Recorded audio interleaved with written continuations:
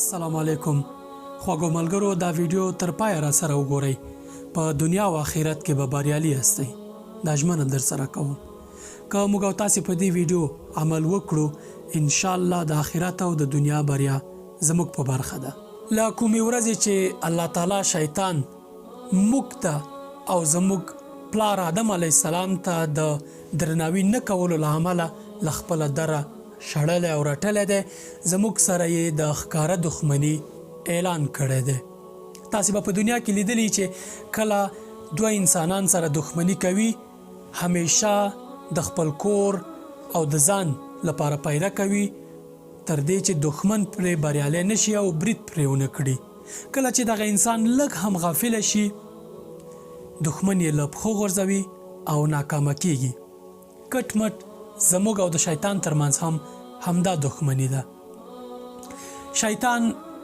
الله تعالی ته وایي او موږ ته ګواښ کوي قال فبما اغويتني لاقعدن لهم صراطك المستقيم ثم لآتينهم من بين ايديهم ومن خلفهم وعن ايمانهم وعن شمائلهم شیطان الله تعالی ته وایي چې زما د ستا په بېلارې کولو قسم وي یعنی د آدم علیه السلام په خاطر چې تا زه بېلارې کړم په دغې مې د قسم وي زه به ستا په نیغه لار کې دغه انسانانو ته کینم او دوی به ستا له نیغې لارې بېلارې کوم بیا به پر دوی له مخې له شا له ښي اړخ او له چپ اړخ نه برید کوم کټ مټ د انسانانو ترمنځ دښمني ته ورته دښمني چې شیطان یې له انسان سره کوي هره موقع ګوري چې پر ما او ته برید وکړي د الله تعالی له لارې مو بېلارې کړي نو بیا ولې موږ د داسې یو مکاره دښمن چې همیشه په سنګر کې وي او پر موږ باندې د برید تکل لري ولې له ځان نه دفاع ونه کړو راځئ د همدې لپاره وګورو چې الله تعالی موږ ته څه وایي د شیطان او د انسان دښمنۍ په اړه الله پاک څه وایي ومن یتبع خطوات الشیطان فانه یأمر بالفحشاء والمنکر څوک چې د شیطان د لارې ملګرتیا کوي شیطان هغوی ته په فحشا او په بدو کارونو باندې امر کوي بل ځای کې الله تعالی فرمایي ولا تتبعوا خطوات الشیطان انه لکم عدو مبین د شیطان تابعداري مه کوئ هغه ستاسې ښکاره دښمن دی کله چې الله تعالی درته وایي نو بیا د شک هیڅ ځای پکې نشته د دې دښمن پر وړاندې ځان دفاع ته چمتو کړئ څنګه دغه شیطان انسان د تباهۍ کندې ته ټیر وهي او بیا ورته وایي چې انا بریء منک له کومو لارو د انسان د بېلارو کولو لپاره شیطان ګټه اخلي کومې تګلارې دي چې دا یې کاروي راځئ د قرآن کریم په رڼا کې همدغه لارې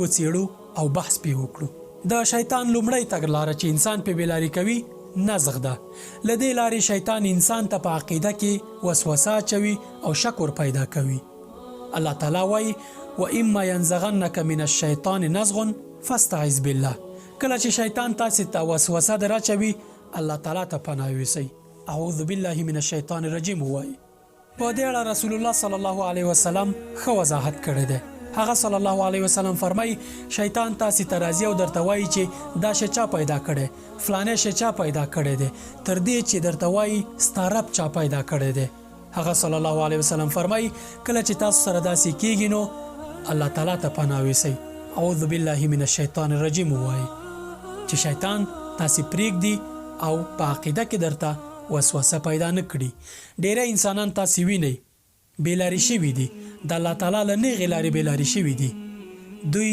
د شیطان وسوسې ته تن ایښودی دی او الله تعالی ته یې پناه نه ده وړی د انسان په بېلارې کولو کې د شیطان دویمه تګلاره دا ده چې د انسانانو په ځانګړي ډول د مسلمانانو ترمنځ اړیکه پرې کړي د میړه او د ښځې د پلار او د زوی او د مور د تره زامنو او د تره زامنو ترمنځ تربګنۍ ته خو به مو په چم او ګاونډ کې پام وي څومره د افتخار موضوع ده چې کله تربګنۍ وپالل شي تره د تره زوی نور خپلوان سره یو بل ووژني او بیا په دې وویاړي چې موږ خو بریالي یاستو شیطان دوکه کړي دي د یوسف علیه السلام په ژبه قرآن کریم وایي من بعد ان نزغ الشیطان بیني و بین اخوتي وروسته له دې چې شیطان زما او زما د ورونو ترمنځ وسوسه واچوله د یوسف علیه السلام د ورونو کیسه مو حتما لوستې ده دومره نازولی ورور، دومره مینهناک ورور، شیطان وسوسه ورچوي ورونو ته چې دا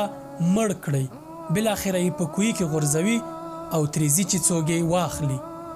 د شیطان وسوسه دومره خطرناکه ده، دښمنیو باندې مو اړوي. شیطان د پاره تر ټولو لویه بریالۍ پروژه دا ده چې د میړه او د ښځې ترمنځ اړیکه وشلوي او بالاخره طلاق ته یې ورسوي. درېیمه تګلاره د حمز ده. حمز دې ته وایي چې شیطان انسان ته په کوچنیو کارونو ډېره غوسه ورولي، انسان ته د غوسې اسباب برابروي، احساساتي کوي. ډېری وخت به تاسې وینئ چې انسانان په ډېرو کوچنیو خبرو باندې، ډېرو کوچنیو مسلو باندې یو دم اور واخلي، زړه یې پړک چوي، شیطان وسوسه ورچوي. شیطان یې ځان ته لوی کړي او ورته وایي چې ستا په شان کې دا ګستاخي، ته خو د داسې کار لایق نه یې. څنګه یو عادي کس راځي ستا په شان کې داسې ګستاخي کوي او داسې لوی کې بالاخره یې په یوه غصې باندې یو پریکړه وکړي. تاسو ته معلومه ده چې څومره ډیری انسانان په غصې حالت کې یا احساساتي حالت کې د پریکړو له امله تباه شوي دي. باور وکړئ که احساساتي کېده یا غصه نه وي او دغه شیطان له دغې تګلارې کار نه اخیستی، دا نړۍ به اوس ډېره ښکلې نړۍ وه، دومره تباهي به پکې نه وه. دا ټول کارونه شیطان کوي په انسان ته د وسوسې په اچولو باندې. قرآن کریم په دې اړه څه وایي؟ وقل اعوذ بک ربي من همزات الشیاطین. ای ربه زه تا ته پناه وړم د شیطان د وسوسې اچولو نه، هغه چې انسان پرې غوسه کوي. د انسان د بېلارې کولو لپاره د شیطان بله تګلاره دا ده چې ستا په پریکړو کې مداخله کوي. کله چې انسان د یوې مسئلې په اړه فکر کوي چې کومه پریکړه وکړم یا کوم اړخ غوره کړم، شیطان اتومات دې ځای کې خپل هغه مکارتوب کوي او خپل هغه دښمني پالي او راځي تا ته د هغه ناوړه کار چې پایله یې منفي وي هغه درته وړاندیز کوي، وسوسه در اچوي چې دا انتخاب کا، هغه انتخاب مه کوه، چندان نه دی. خو که تاسې په داسې حالت کې الله تعالی ته پناه یوسئ، ستاسې پریکړې به داسې وي چې هیڅکله به په پایله باندې نه خفه کیږئ او پایله به یې منفي نه وي. په دې اړه قرآن کریم فرمایي واعوذ بک ربي ان یحضرون. ای ربه زه تا ته پناه وړم له هر هغه کاره چې شیطان پکې مداخله کوي. د دې تګلارې چې حضور ری بولی، شیطان د انسان بېلارې کولو، تباه کولو او ناکامه کولو لپاره ښه ګټه اخلي. شیطان ستاسو په پریکړې کې مداخله کوي. کله چې د پریکړو پر وخت الله تعالی باندې توکل وکړئ او له الله تعالی مرسته وغواړئ، شیطان څوک دی چې تاسې به ناکامه کړي او یا به ستاسې پایلې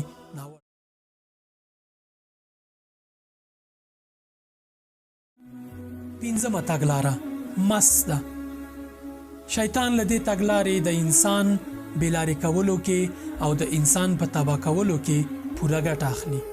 مس دې ته وایي چې کله انسان له خپل خالق سره، له الله تعالی سره لویه فاصله پیدا کړي او د الله تعالی له نیغې لارې بېلارې شي، شیطان دلته په ده باندې برلاسی شي او د ده حافظې او د مغزو کنټرول په لاس کې واخلي.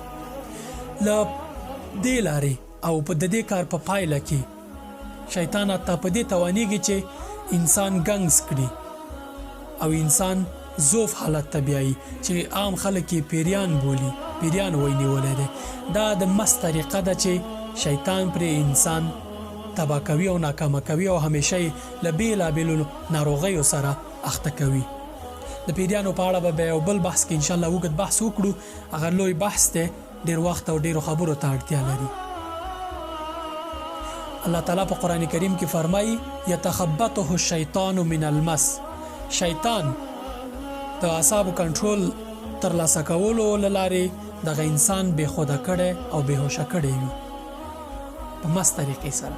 د انسان د بېلارې کولو لپاره د شیطان شپږمه پالیسي دا ده چې د انسان په فکر کولو کې وسوسه ورچوي. د انسان هیڅ پام نه وي، ناڅاپه یو ناوړه کار ذهن ته راشي. تاسې به ډېری وخت ځان خپله دا تجربه کړي چې کله انسان چرت وهي یا مثلا آرامي یا وزګاري یا یوازې ناڅاپه یو غلط کار ته پام شي او هڅول کېږي چې دا کار وکړه، دا د شیطان وسوسه ده. الله تعالی وایي وان الشیاطین لیوحون الی اولیائهم. شیطانان خپلو ملګرو ته الهام کوي دا کار وکړه، ناوړه کار به وي ته به ښه پوهېږې چې دا بد کار دی، خو یوازې ته تجربه کړه، دومره لوی کار نه دی، راځه ویې کړه. شیطان له دې لارې انسان تباه کوي. باید دا کار وکړي ځکه د انسان اساسي او رښتینی او ښکاره دښمن دی. اومه تګلاره د حافظې کمزوري کول. له دې لارې شیطان د انسان له ذهن نه ګټور معلومات لري کوي او منفي یا خراب معلومات پکې پاتې کیږي. په اوږد مهاله کې د انسان حافظه ورسره کمزوري کیږي. الله تعالی فرمایي د مؤمنانو ځانګړنه دا ده چې کله ناوړه یا منفي مفکوره ور پیدا شي سملاسي یې پام کیږي او دوی پوهیږي چې سمه کړنلاره ورته کومه ده. اتمه تګلاره تزیین ده. له دې لارې شیطان انسان ته کوچني ګناهونه بیخي نه ښکاره کوي، بیخي ګناه ورته نه ښکاري او لوی ګناهونه ورته کوچني ښکاري. دا د شیطان هغه طریقه ده چې ډیری مسلمانان یې پرې بېلارې کړي دي. پام مو وي هغه ګناهونه چې تاسې ته واړه ښکاري الله تعالی ته لوی دي او هغه ګناهونه چې تاسې یې لوی ګڼئ او نه یې کوئ الله تعالی یې درته کوچني حسابوي. الله تعالی فرمای افمن زین له سوء عمله فرآه حسنه. هغه چاته چې د عملونه ښه کړای شوي وي او دی یې ښه ګڼي. رسول الله صلی الله علیه وسلم فرمای د ګناه له کوچني ګڼنو له ځان وساتئ ځکه دغه کوچني کوچني ګناهونه داسې لویږي چې بالاخره انسان پرې هلاک کیږي. د اوسنیو مسلمانانو یو ستونزه دا ده چې ته ورته کله وایي چې دا کوچنی ګناه ده مه یې کوه، تا ته وایي چې زه خو قتل نه کومه، زه خو زنا نه کومه، زه خو حرام نه خورمه، زه خو غلا نه کومه. زما محترمه وروره، غیبت کول، له خلکو سره ناوړه چلند کول او دا کوچني ګناهونه چې ته یې کوچني ګڼې کوچني نه دي بلکې لوی ګناهونه دي. الله تعالی ته په لوی ګناهونو حساب دي او دا که ټول وخت په وخت زیاتیږي په تا باندې بالاخره د حدیث په بنسټ تباه کوي او هلاکوي دي. نهمه تګلاره تنبلي یا کسل. قرآن کریم یې رجس بولي. له دې لارې شیطان انسان ته تنبلي او کسلي پیدا کوي او د دنیا له هر نعمت او د آخرت له بریا یې محروموي. باید دا کار وکړي ځکه شیطان د انسان ښکاره دښمن دی او دښمن هیڅ کله په تا باندې د ښېګڼې لورینه نه لري. الله تعالی پیغمبر صلی الله علیه وسلم ته په مدثر صورت کې وروسته له دې چې وحی نازلیږي ورته وایي چې والرجز فاحجر. بعد د دینو له تنبلي ځان ساته ځکه تا ته لوی مسؤلیت په غاړه دی. همدغه لوی مسؤلیت موږ ته هم پر غاړه دی. موږ د پیغمبر صلی الله علیه وسلم امتیان یو. هغه صلی الله علیه وسلم وایي بلغوا عني ولو آیه. زما نه ورسوئ خلکو ته که یو آیت قدر هم وي.